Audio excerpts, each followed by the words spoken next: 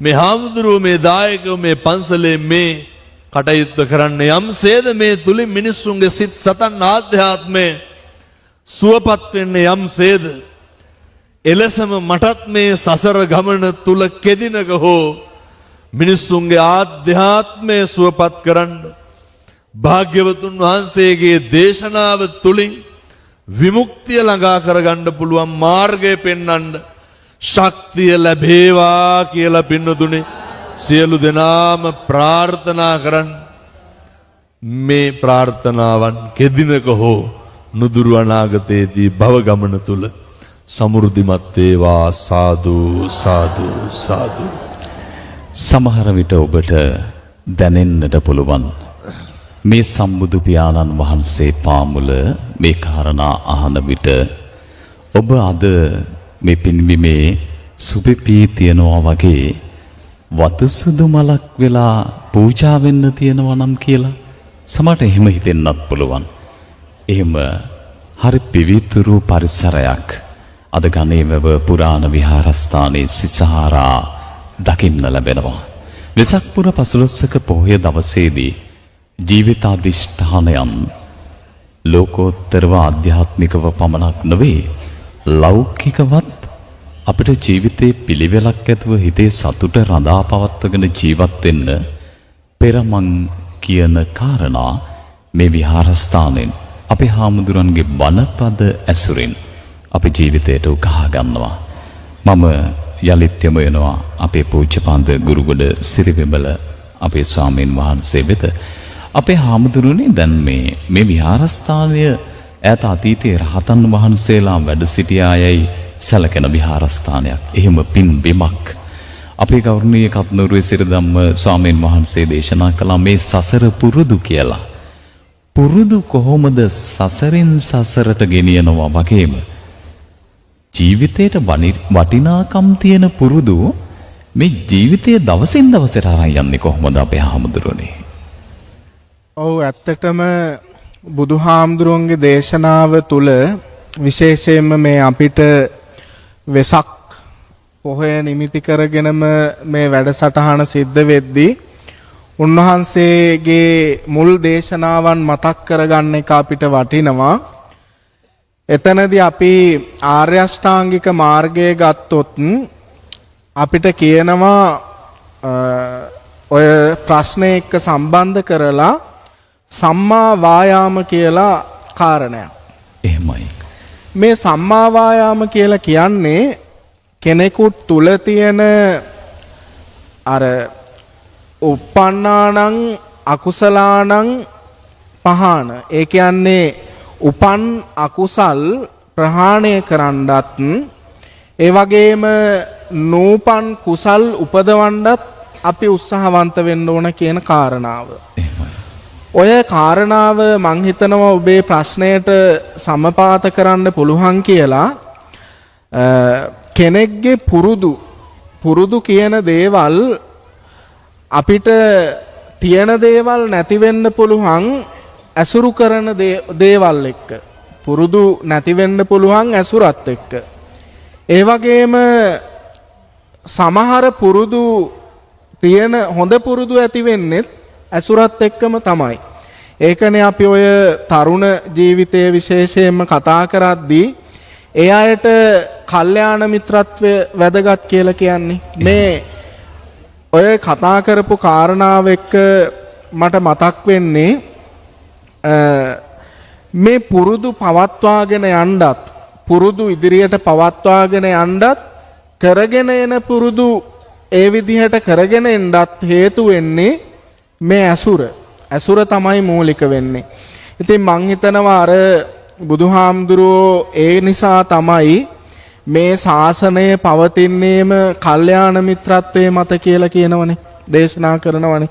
ඒ කල්යාණ මිත්‍රත්වයේ තුලම තමයි කෙනෙක්ගේ පුරුදු වර්ධනය කරගන්න ඒවා පවත්වාගෙන යන්න හැකි වෙන්නේ. එහෙමයි.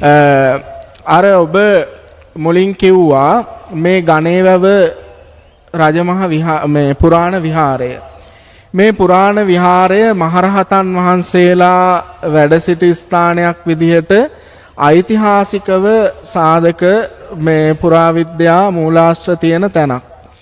ඉතින් මට ඒ කතාව මතක් වෙද්දී මට හිතුනේ ඔබ වෙන ප්‍රශ්නයක් අහයි කියලා මගෙන්. එහෙමයි. ඔබ ඇහුවේ නැතත් මම ඒකත් කියන්න ඕන විශේෂයෙන්ම මේ වගේ පිම්බිම්. මේ වගේ පිම්බිම් අපිට දැන් මේ ලංකාවේ සුලභව තියෙන අනුරාධපුර දිස්ත්‍රික්කයට ගිහාම පොළොන්නරුව පැත්තට ගිහාම හැබැයි මේ පැත්තේ සුලභ නැහැ. මේ වයඹ පළාතට මේවා සුලභ නැහැ. එහෙමයි. ඉතින් මේ මට මතක් වුණා දවසක් අපි මේ සිතුල් පව්ව මේ රජමහා විහාරයේ පැත්තේ සංචාරයක නිරත වෙන්න පුළුවන් වුණා. ඒ තියෙන මේ පරිසරය, ඒ තියෙන නිෂ්කලංකත්වය තුල අපිට දකින්න පුළුවන් වුණේ මේ ඒ රහතන් වහන්සේලා හිටිය තැන්වල එහෙම තමයි. එතන මතක් වෙද්දි මට හිතුණා දැන් මෙතන බොහෝ ජනකායක් ඉන්නවා, ලොකු සෙනගක්. මේක මං හිතන්නේ අර මං පාරෙද්දිම දැක්කා 2-3000කට වැඩි මං හිතන්නේ සෙනග. පාරෙම. පාරෙම නේද? පාරෙම. ඉතින් එහෙම තැනක මොනතරම් කාලගෝට්ටියක් තියෙන්න ඕනද? එහෙමයි. හැබැයි මෙතන තියෙන මේ අර ආනුභාවය අනුහසත් එක්ක මේ පුදුම නිස්කලංක භාවයක්නේ. මේ සෙනගක් මහා සෙනගක් ඉඳලත් පුදුම නිස්කලංක භාවයක්. ඔය නිස්කලංක භාවය, ඔය නිශ්ශබ්දතාවය තමයි අපි අපේ ජීවිතයට, මේ හැම කෙනෙක්ගේම ජීවිතවලට අපි ලං කරගන්නත් ඕන ඔය කියන නිස්කලංක භාවය, සුන්දරත්වය, නිශ්ශබ්දතාවය තමයි. ඒ නිශ්ශබ්දතාවය තුලින් තමයි කෙනෙක්ගේ මේ බාහිර අභ්‍යන්තර පුරුදු පවා, බාහිර අභ්‍යන්තර දැන් අපි කිව්වොත් කෙනෙක්ගේ පුරුද්දක් තියෙනවා දැඩිව කෑකෝ ගහන පුරුද්දක්. එයා මොනතරම් මේ හොඳ මේ නිශ්ශබ්ද තැනකට ගියත් කෑ ගහන්න තමයි පුරුද්ද තියෙන්නේ. ඒක මානසිකවම යාගේ ක්‍රියාත්මක වෙන දෙයක්. හැබැයි අර ඇසුර එක්ක දැන් මෙතන පුරුද්දක් යනවා කට්ටියටම අපි නිශ්ශබ්ද වෙලා ඉන්න ඕන කියලා. අර බුදුන් වැඩ සිටියේ තැන්, මහරහතුන් වැඩි සිටි තැන්වල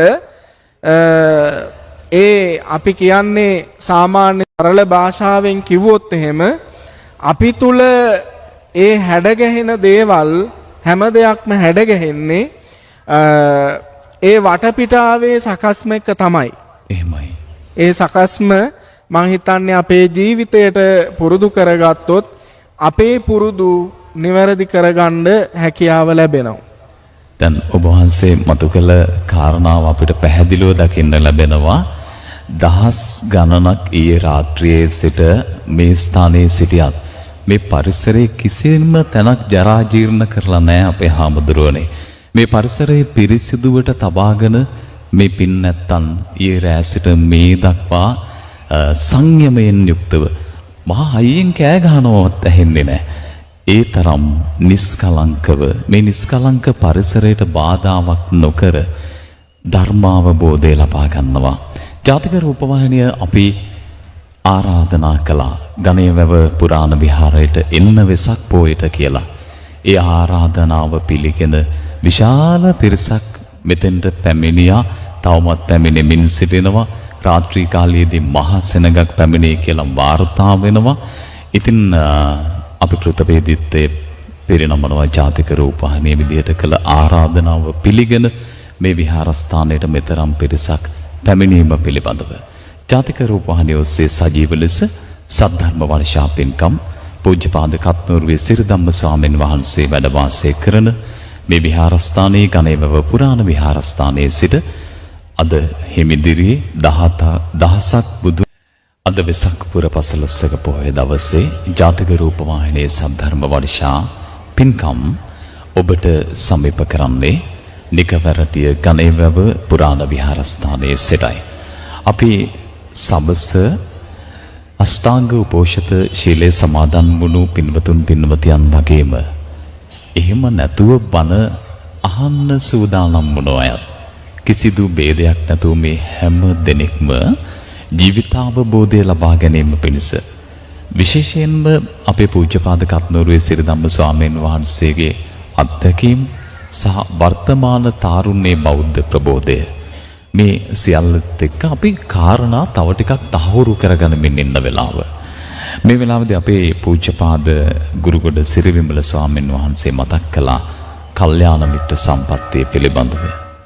කල්යාණ මිතුරෙක් ලැබුණම අපේ ජීවිතය ආලෝකවත් වන්නට හේතු කාරණා සැකසෙන ආකාරය පිළිබඳව අපේ පූජ්‍යපාද කත්නරුවේ සිරිධම්ම ස්වාමීන් වහන්සේ අපේ හාමුදුරුවනේ වෙසක් පොහොයට අපි ගණේවැව පන්සලට යමු කියලා කියන්නේ කල්යාණ මිත්‍රයෙක්නේ. අපි අද ෆිල්ම් එකක් බලන්න යනවා වෙනුවට කත්නෝරුවේ හම්රන්ගේ බණ අහන්න යන් කියලා යාළුවව කරට අත දාගෙන එක්කගෙන ඉන්නේ කල්යාණ මිත්‍රයෙක්නේ.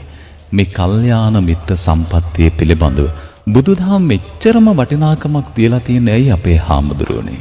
අපේ ගුරුගොඩ පින්නතුනේ අපේ ගුරුගොඩ පණ්ඩිත හාමුදුරුවෝ සිරිමල පණ්ඩිත හාමුදුරුවෝ සිහිපත් කරනකොට ඔය කාරණා ඔය විදිහට මටත් දැනුණා. උන්වහන්සේ හරි අපූර්වට කියනවනේ මේ අපේ හාමුදුරුවෝ දැන් සිහිපත් කරේ සංසාර පුරුදු